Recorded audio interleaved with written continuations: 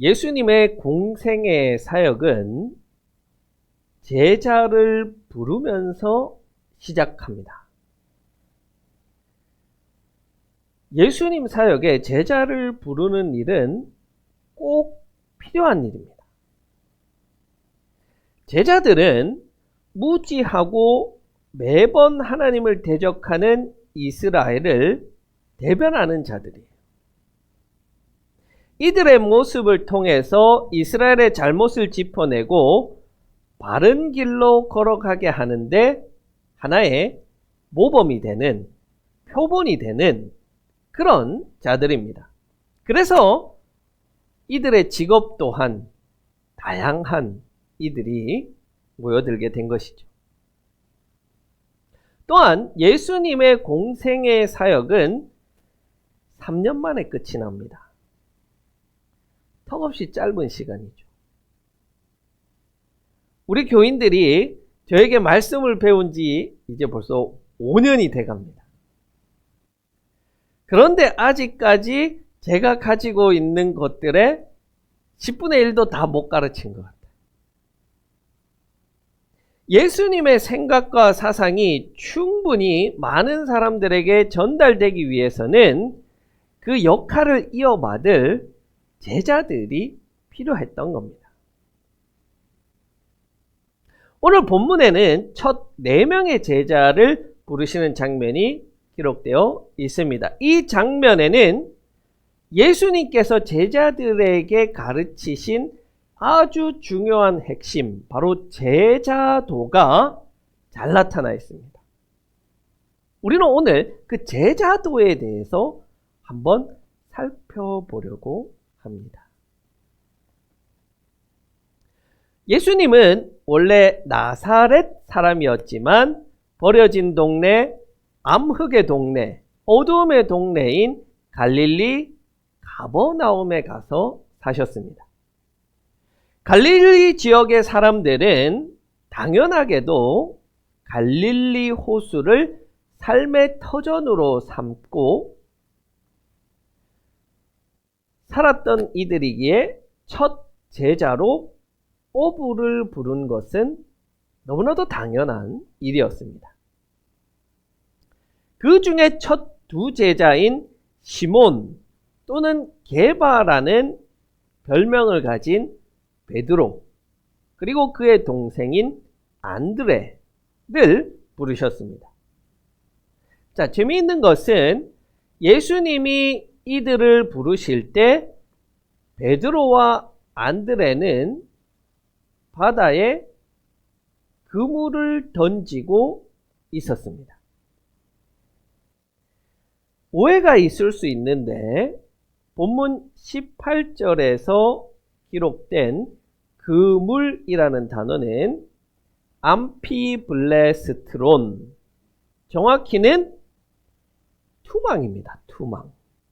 여러분, 우리가 민물고기 잡을 때 아빠들이 투망을 던져서 잡는 것과 같은 던져서 잡는 그물, 바로 투망을 가리키는 거예요.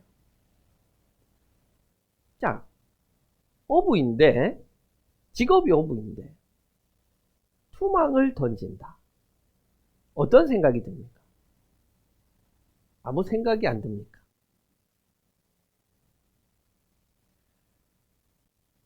다소 가난한 어부라는 생각이 들지 않으세요?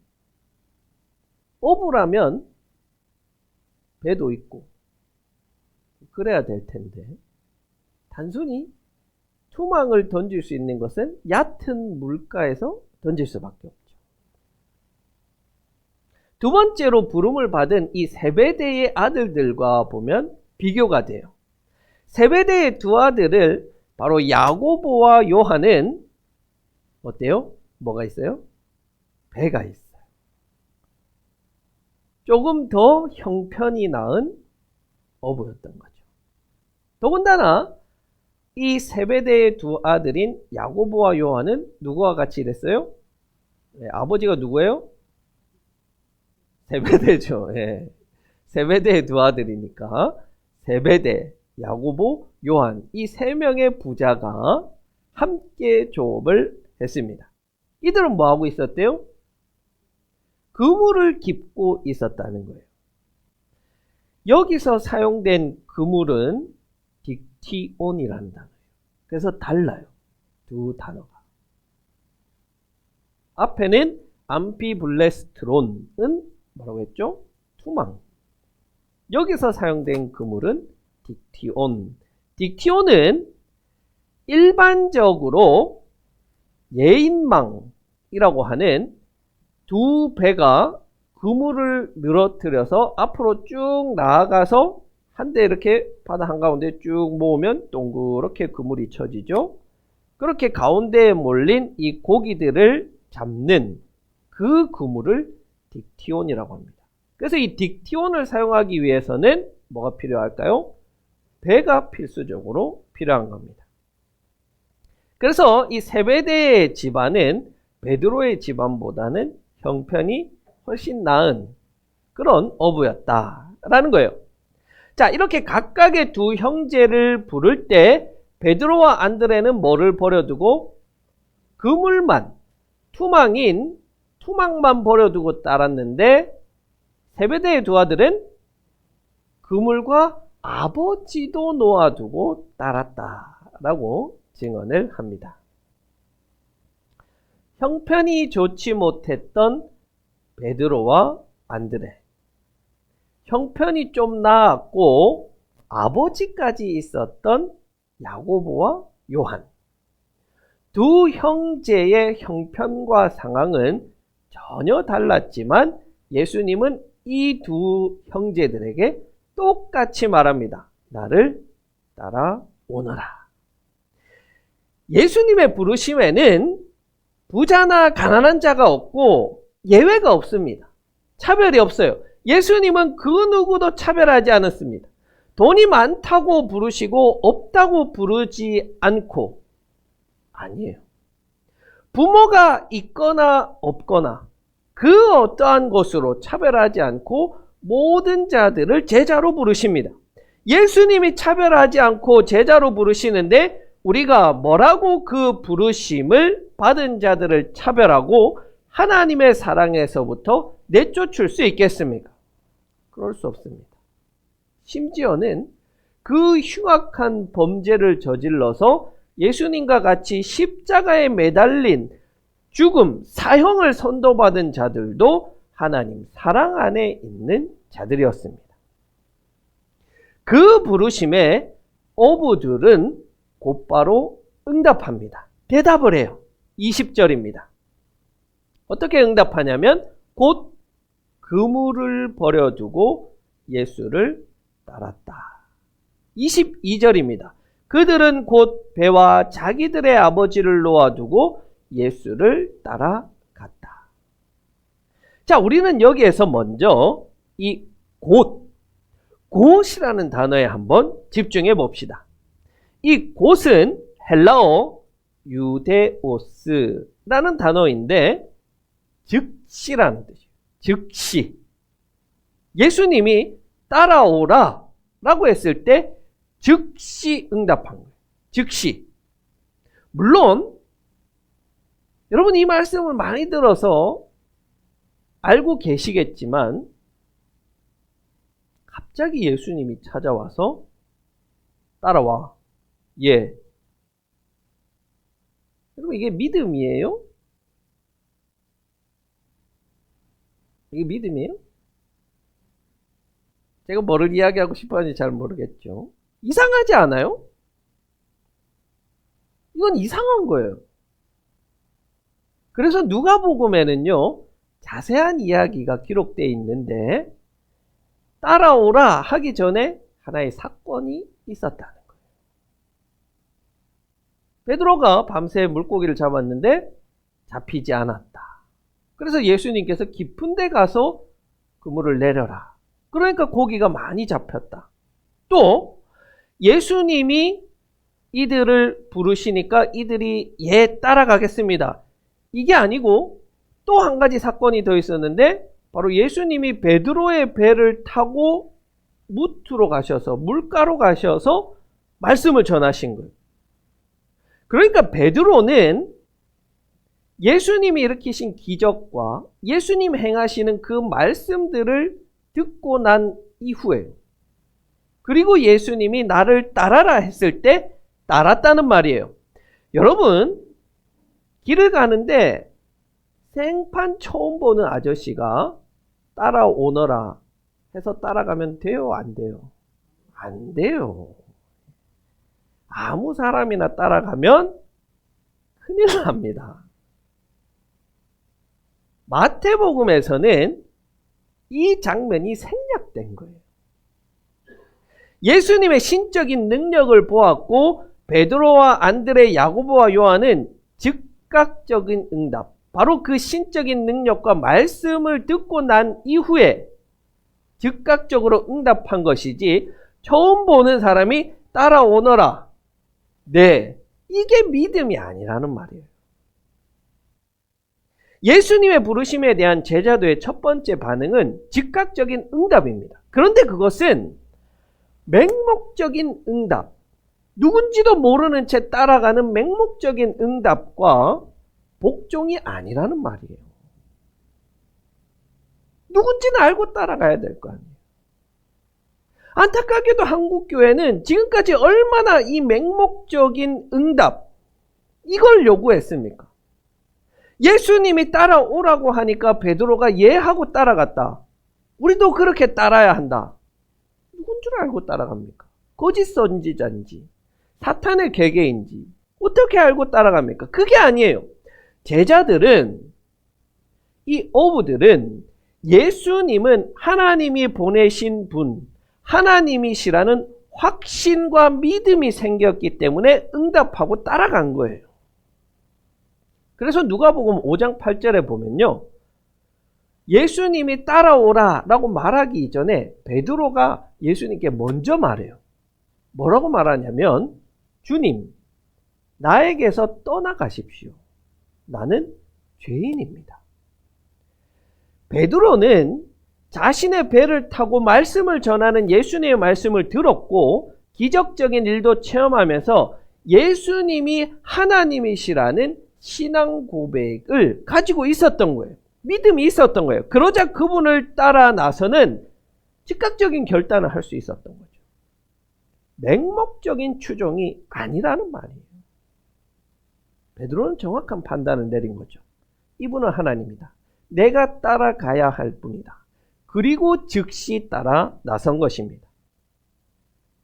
여러분에게 물어봅시다. 사랑하는 북삼 초대교회 성도 여러분, 예수님은 하나님이십니까? 예수님은 하나님이십니까? 아멘. 예수님께서 나를 부르셨을 때 내가 즉시 따라 나설 만한 분이십니까? 대답이 없으시네. 아니에요? 아직, 오케이, 좋습니다. 아직 조금 머뭇머뭇거린다, 그거죠? 좋아요. 그런데 오늘 말씀에는 뭐라고 말하냐면, 곧, 즉시, right now, 지체하지 말고 지금 응답하라는 거예요.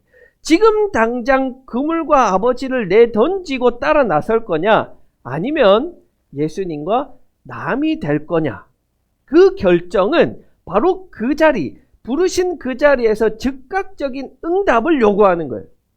부자 청년에게 예수님이 구원을 얻을 수 있는 방법을 알려줬어요. 그리고 나를 따라오라고 했을 때 부자 청년은 머뭇거렸어요. 재산이 많아서. 그가 머뭇거렸을 때 예수님과는 아무런 상관이 없는 남이 되어버렸어요. 오늘날 우리에게도 끊임없이 나를 따라오라는 예수님의 이 부르심은 끊임없이 요청됩니다. 나를 험담하고 무시하는 그 사람을 용서하고 사랑해라 하겠느냐? 조금 거짓말을 해서 이익을 보는 대신에 정직하게 해서 손해를 봐라. 그래도 하겠느냐? 남들 다 가는 길로, 넓은 길, 좋은 길로 가지 말고 언제나 정직하고 정의의 편에 서는 좁은 길, 험한 길로 걸어간 내 뒤를 따라오너라. 오겠느냐?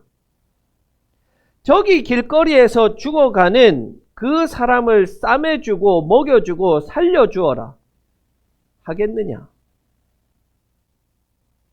그 실제적인 질문과 행동이 날마다 우리 앞에 예수님의 부르심으로 주어지는 거예요. 그럴 때마다 우리는 즉각적으로 응답할 준비가 되어 있습니까? 아니면 여전히 머뭇머뭇거리고 있습니까? 예수님을 하나님으로 고백한다면 기꺼이 응답하십시오. 지금 즉각 그런 질문들 앞에 믿음으로 응답할 수 있는 예, 제가 따라가겠습니다. 제가 하겠습니다. 대답할 수 있는 믿음의 사람들이 되기를 바랍니다. 자, 그러면 그런 사람이 돼야 되는 건 알겠는데 왜 우리는 그 즉각적인 부르심에 즉각적으로 대답하지 못하느냐? 왜 머뭇머뭇하느냐? 제자도의 두 번째 요소인 버려두고를 실천하는 것이 어렵기 때문에 그래요.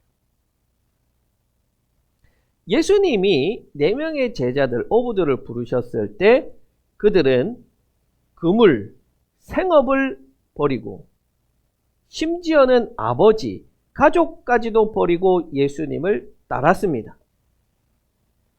예수님의 제자는 버릴 수 있어야 돼요. 생업도 가족도. 무엇도 움켜쥐지 않고 주를 위해서 내려놓고 따라갈 수 있어야 합니다. 그것은 미래에 대한 기대 역시도 마찬가지예요.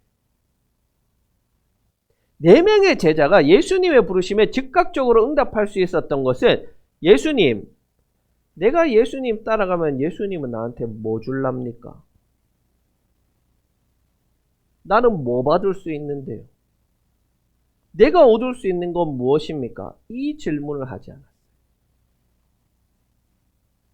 안타깝게도요, 많은 사람이 예수님을 따라가고 제자가 될 수 없는 이유가 바로 이것 때문입니다. 내가 예수님 믿으면 예수님 뭐 해줄 건데요? 내가 하나님 11조하고 헌금하면 하나님 뭐 해줄 건데요? 자식 잘 되게 해줄 겁니까? 사업이 잘 되게 해줄 겁니까? 천국 가게 해줄 겁니까? 예수를 믿고 신앙을 가지는 것이 결국에는 부를 가지고 잘 되고 천국에 가기 위한 목적으로 예수를 따르려고 하기 때문에 그 보상에 대한 확신을 주지 않는 예수님의 뒤를 따라가는 건 어려운 일인 거예요. 예수님은요, 아무것도 우리에게 약속해 주지를 않으세요. 내가 너 잘 되게 해줄게. 내가 너 부자 되게 해줄게. 약속하지를 않으세요. 개척해서 10년만 고생하게 되면 잘 되게 해줄게. 만약에 예수님이 그렇게 약속을 하신다면, 그런 약속만 있다면 얼마든지 개척하고 고생하죠. 근데 예수님 그런 약속을 주시지 않는다니까요. 제자들은요, 그걸 포기할 줄 알아야 돼요. 버려두고. 그게 제자도예요. 버려두고 따르는 것. 보상을 바라지 않는 것. 사실 우리가 예수님을 따라 나섰는데도 불행하고 그 길을 온전히 가지 못하는 이유는 보상 때문에. 보상을 바라기 때문에. 그래서 우리는 천국이라는 가장 달콤한 보상조차도 우리 생각에서 지워버려야 돼요.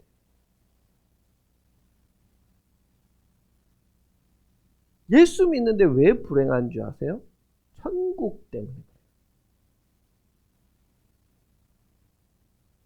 스탠포드 대학교에서 실험을 했습니다. 우리 리언이 같은 아주 예쁜 어린 아이에게 방에 두고 그림을 그릴 수 있는 도구를 준 거예요. 아무 제약 없이 자유롭게 그림을 그리게 했습니다. 그러니까 아이들이 막 좋아서 이것저것 그리는 거예요. 당연히 어린 시절에 우리가 누구나 다 그림 그리는 거 좋아하잖아요. 지쳐서 재미가 없을 때까지 열심히 그리는 거예요. 그런데 그 다음에는 아이들이 그림을 한 장 그릴 때마다 별 스티커를 하나씩 준 거예요. 그러니까 아이들이 더 열심히 그림을 그리는 거예요. 그렇게 스티커를 잘 주다가 주지 않기 시작하자 아이들이 그림을 그리지 않기 시작하는 거예요. 그렇죠? 스티커를 안 주는데 뭐하러 그림을 그려요? 스티커를 아예 받지 못할 때는 그림 그리는 것 자체가 기쁘고 즐거워서 하는데 스티커를 받고 그것을 생각하니까 스티커 때문에 그림 그리고 그림 그리는 것 자체의 기쁨은 없어지고 오직 스티커를 받는 게 기쁨이 되어버려요. 학자들은요, 그게 우리 뇌의 도파민이 작용하는 원리라고 이야기해요.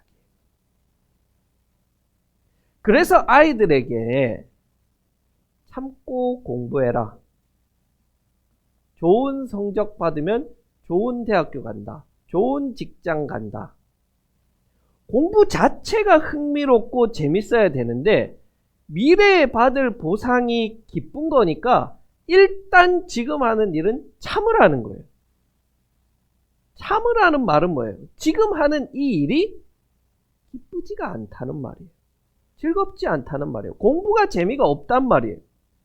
직장인들도 월급 받는 것만 기쁘니까 일 자체가 재미가 없는 거예요. 한 달이 불행한 거예요. 하루는 즐거워요. 월급 받는 날. 한 달은 불행해요. 일 자체가 기쁘고 재밌어야 되는데 이것을 보면 우리 신앙인들의 믿음을 망치는 원인이 뭔 줄 아세요? 그게 달란트 잔치예요. 행동과 보상을 분리시켜버려요. 달란트 받기 위해서 말씀 암송하기, 착한 일 하기. 그러면 보상과 분리된 행동 그 자체는 고통이 되어버리는 거예요. 여러분, 말씀 암송하기 해. 달란트 줄게. 그러면 아이 신난다. 내가 말씀을 암송할 수 있으니까 신난다가 아니라 하기 싫은데 그래도 뭐 달란트 한 개 받으려면 해야지. 말씀 암송하기가 고통인 거예요. 여러분, 착한 일을 하는 게 고통이에요? 말씀을 암송하고 실천하는 것 그 자체가 기쁨인 거예요. 즐거움인 거예요. 그런데 행동과 보상을 분리했을 때 행동은 고통이 되어버리는 거예요. 그리고 아이러니하게도 이 고통은 길어요. 보상은 너무나도 짧아요. 그러니 어때요? 인생이 불행한 거예요. 신앙생활이 고달픈 거예요. 왜? 천국이라는 보상은 60년, 70년 뒤에 주어졌는데 그 보상을 받기 위한 60년, 70년의 인생이 불행한 거예요. 고통인 거예요. 죽으면 천국 간다. 천국이라는 보상 하나가 인생 전체를 불행하게 만드는 거예요. 그게 지금까지 한국교회가 가르치고 성도들이 살아온 삶 아니에요? 물론 그 안에서도 믿음으로 신앙으로 버틴 분들은 정말 대단한 분들이지만 그렇다고 해서 그들의 삶 자체가 기쁨이다, 즐거움이었다 이렇게 이야기할 수 있는 분들이 몇 분이나 있을 거예요. 제자들이 받을 기쁨의 보상은 참으면 먼 훗날 받는 게 아니에요. 제자도는 마지막에 천국 가는 게 보상이 아니라고 말이에요. 그렇게 되면 인생이 고달파요. 불행해요. 제자에게 기쁨은 어제보다 조금 더 예수님의 모습을 닮아 있는 지금의 내 모습이 기쁨이고 오늘보다 더 나은 내일을 꿈꾸며 그렇게 말씀대로 살아가기 위해 노력하고 있는 나 자신을 보는 그게 기쁨인 거예요. 어제까지는 이 말씀이 이해되지 않았는데 오늘 이해된 이 말씀이 기쁨인 거예요.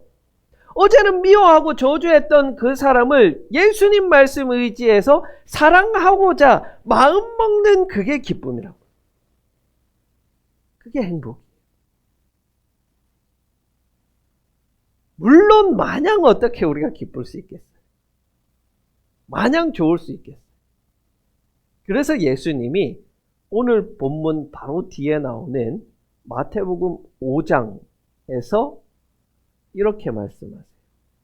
누가 복 있다? 마음이 가난한 자가 복 있다. 슬퍼하는 자가 복 있다. 남에게 베푸는 자비로운 자가 복 있다. 그런 자는 항상 하나님의 복을 받고 있는 자다. 그게 기쁨이다. 그게 행복이다. 그게 제자도다. 예수님 말씀하시는. 여러분, 하나님이 주시는 보상은요, 나중에 크게 한 방으로 오는 게 아니에요. 결코 하나님은 그것을 복이라고 하시지도 않고 약속하지도 않습니다. 예수님이 부르셨을 때 우리가 따라 나서는 것, 그거 자체가 기쁨이고 그게 보상이죠. 그게 행복이지. 그저 하나님 나를 불러서 사용해 주시니 감사합니다. 그저 나를 하나님의 도구로 일꾼으로 써주시니 행복합니다. 그게 기쁨이고 감사지. 그래서 사실 우리 모두는 이미 행복한 자들 아닙니까? 예수님, 내가 예수님 따라갈 테니까 나중에 나는 우편에, 내 동생은 좌편에. 이건 제자가 아니라는 말이에요. 이건 비즈니스 관계지. 어떻게 스승과 제자, 예수님과 제자의 관계일 수 있습니까? 보상받으려는 마음. 이것을 내려놓을 때 우리는 예수님의 부르심에 머뭇거리지 않고 기꺼이 네 하고 따라 나설 수 있습니다. 2000년 전 어부들을 제자로 부르신 것과 같이 지금 예수님은 우리를 제자로 부르십니다. 그 부르심은요, 우리의 삶의 단 한 번으로 끝나는 게 아니라 우리의 삶의 다양한 순간들마다 예수님의 모습을 나타내라고, 내가 한 것처럼 너희들도 하라고, 예수님이 어떻게 하셨을까 고민하라고 요청하고 있습니다. 예수님이 하나님이시고 예수님이 하나님의 아들이라고 고백하십니까? 그렇다면 머뭇거리지 말고 그 부르심에 즉시 응답할 수 있는 우리가 되기를 바랍니다. 예수님 지금도 우리를 부르고 계십니다.